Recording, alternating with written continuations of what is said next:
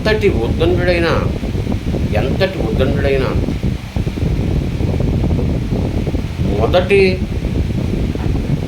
అడుగులోనే విజయానికి సాధించలేడు.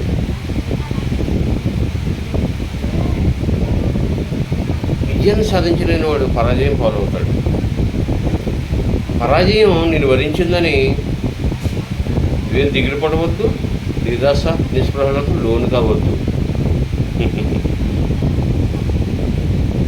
పరాజయం విజయం దిశగా నీ దృష్టిని కేంద్రీకరించేలా చేస్తుంది.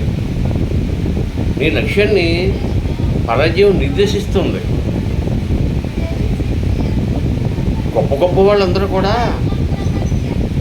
విజయాల బాట పట్టిన వారందరూ కూడా మొదట పరాజయం పాలైన వారే.